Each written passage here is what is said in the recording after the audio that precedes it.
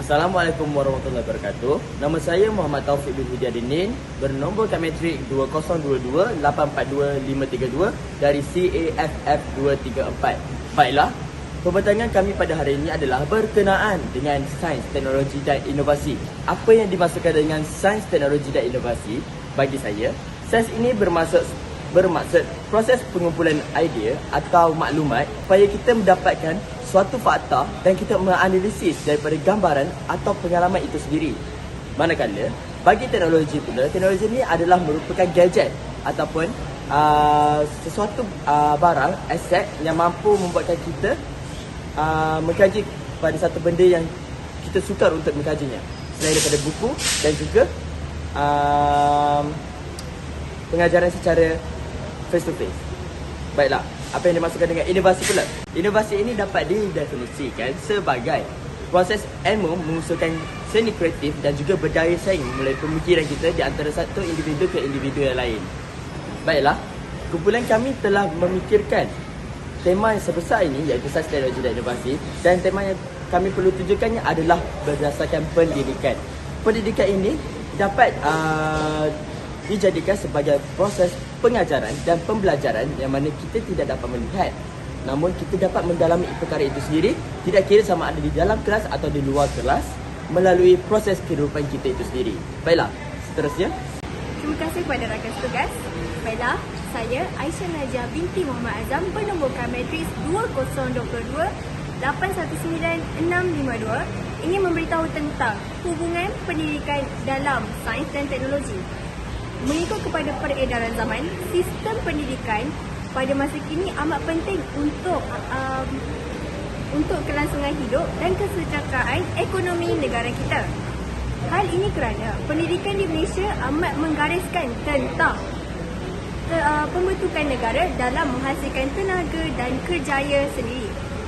Dalam dasar pendidikan pula, bidang sains dan teknologi juga penting bagi mencapai sebuah sosio-ekonomi yang memerlukan keupayaan dan teknologi ke arah permodenan negara.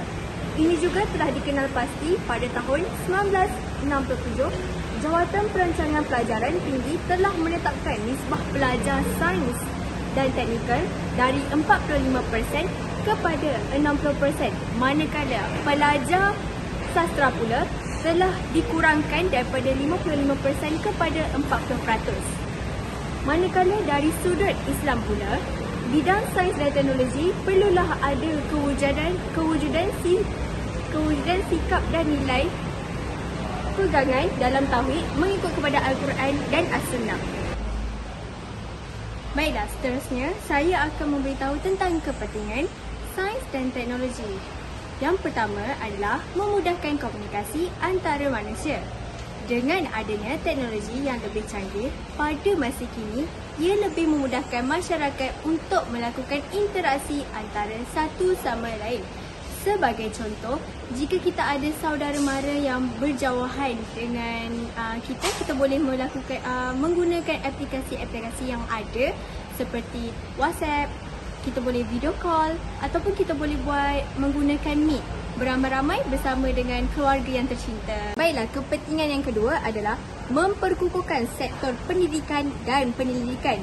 Hal ini kerana dengan kewujudan sains dan teknologi, inovasi dalam pendidikan lebih bertambah membuatkan seseorang pelajar mampu mencari ilmiah atau info-info di laman web yang berkaitan dengan info-info yang mereka inginkan. Yang ketiga dan yang terakhir, mampu menyumbang dalam perkembangan industri kesihatan. Pada masa kini, ubat-ubat yang diperlukan dan rawatan yang diperlukan dapat dihasilkan dengan ubat-ubat yang telah dicipta dan mampu membantu pesakit-pesakit yang berisiko tinggi seperti darah tinggi, diabetes dan sebagainya.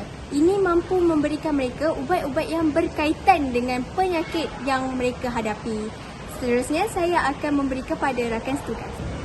Terima kasih. Saya Amira Alia binti Abdul Karim Kasim, bernombor metrik 2022-879336.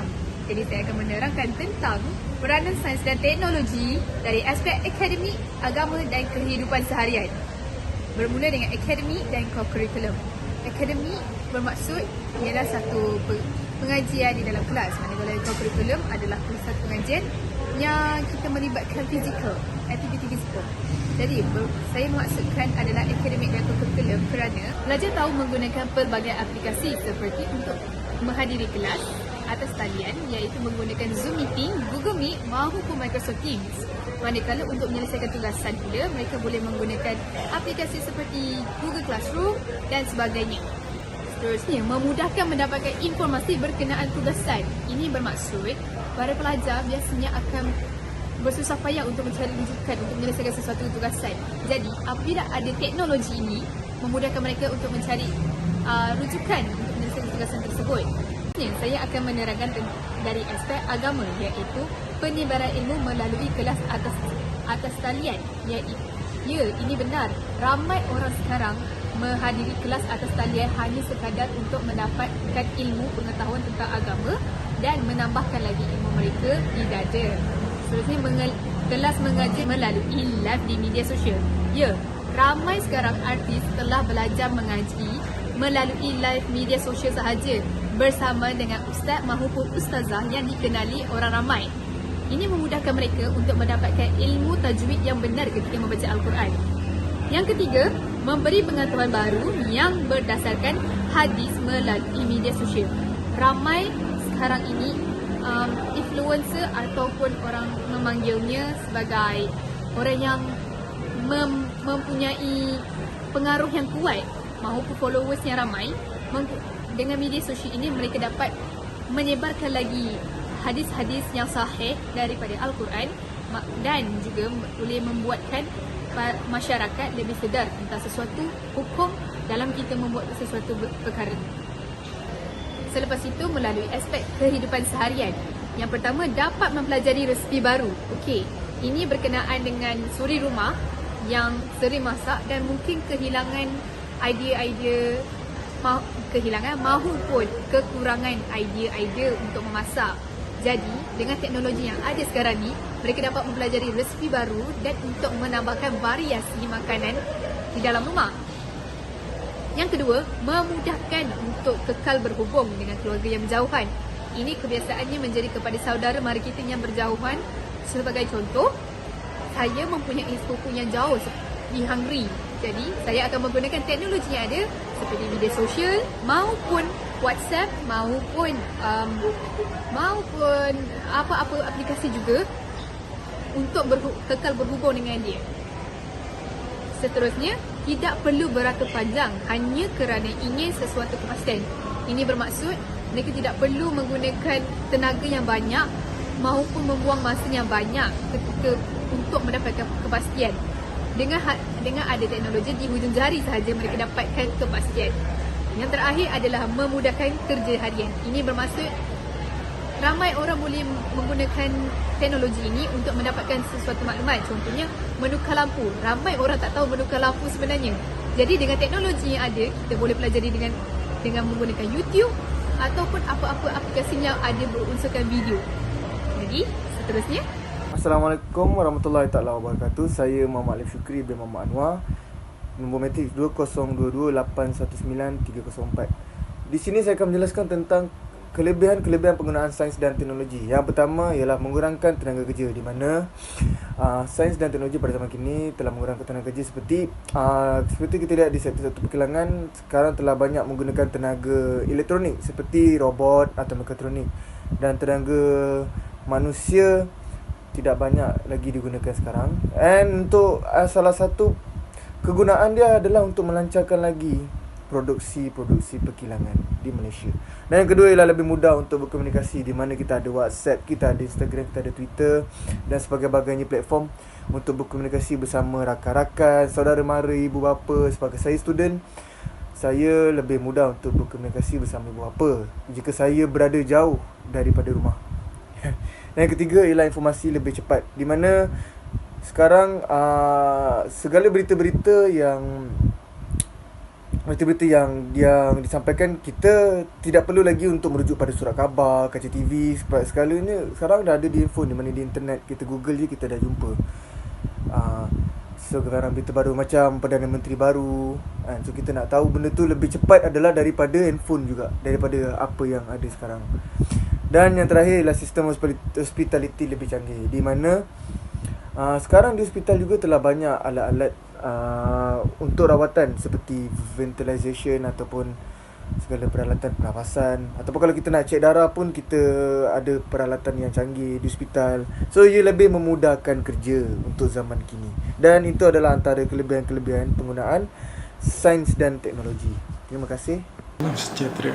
Saya Haris akan menyampaikan bahagian kelemahan sains dan teknologi. Sebelum kita mulakan, tahukah anda di sebalik kemegahan sains dan teknologi yang dibanggakan itu, ianya juga ada kelemahannya kepada kita. Pertama sekali, kelemahan yang pertama adalah ancamannya kepada manusia. Bagaimana teknologi boleh memberikan ancaman kepada manusia? Ianya melalui penciptaan sains nuklear. Kita sudah maklum yang penggunaan nuklear adalah memberikan kebaikan. Namun begitu, tragedi kemalangan yang melibatkan nuklear ini tidak boleh dipandang ringan kerana ianya memberikan kesan radiasi kepada mangsa. Sebagai contoh yang terjadi dengan tragedi di Ukraine pada tahun 1986 mengakibatkan 3 buah negara terkesan dan mangsa yang terkena mendapat penyakit kanser. Selain itu, peralihan daripada penggunaan teknologi fizikal kepada digital menunjukkan kegiatan jenayah juga tidak terkecuali memasuki dunia digital. Hal ini dapat dilihat dengan bilangan kegiatan jenayah cyber yang makin kerap berlaku. Antara jenayah cyber yang berlaku sekarang ini seperti kecurian duit di dalam akaun bank. Perkara ini memperlihatkan kekurangan pada bahagian keselamatan cyber bank sehingga penjenayah boleh melakukan pencurian. Seterusnya, kita beralih kepada kurangnya aktiviti sosial di kalangan masyarakat. Perkara ini kita dapat lihat sering terjadi dalam kalangan masyarakat sekarang, di mana mereka kerap dengan penggunaan gadget yang tiada batasan. Hal ini boleh memberikan kesan buruk kepada kemahiran sosial seseorang, terutama sekali kepada kanak-kanak. Penggunaan gadget kepada anak kecil secara tidak terkawal ini yang menyebabkan mereka akan mempunyai masalah pertuturan dan komunikasi. Akhir sekali, dapat kita perhatikan bahawa dengan perkembangan sains dan teknologi, banyak mesin yang telah diciptakan bagi memudahkan kerja. Sehubungan dengan itu, tenaga kerja yang memerlukan manusia juga nampak berkurang. Hal ini bertambah lagi mengembangkan apabila penggunaan robotik atau kecerdasan buatan AI digunakan bagi mengelakkan sebarang kesilapan yang sering dilakukan manusia sebelum ini. Kesimpulannya, walaupun dengan adanya kebaikan yang dibawa oleh sains dan teknologi, ia masih mempunyai kelemahan yang tertentu baik dari segi kerjaan maupun keselamatan. Oleh itu, ianya bergantung kepada manusia sendiri, bagaimana mereka gunakan sains dan teknologi, adakah untuk kebaikan bersama atau sebaliknya. Sekian, terima kasih. Terima kasih. Baiklah, secara kesimpulannya, negara kita tidak lekang dari teknologi yang dapat memajukan peredaran zaman kita yang sekarang ini, yang sangat efektif. Oleh itu, sains dan teknologi ini juga telah memberikan natijah dan kebaikan yang membawa manfaat kepada manusia, terutama dari segi pendidikan. Sains dan teknologi dalam Islam berkait rapat dengan aspek-aspek ajaran Islam yang murni.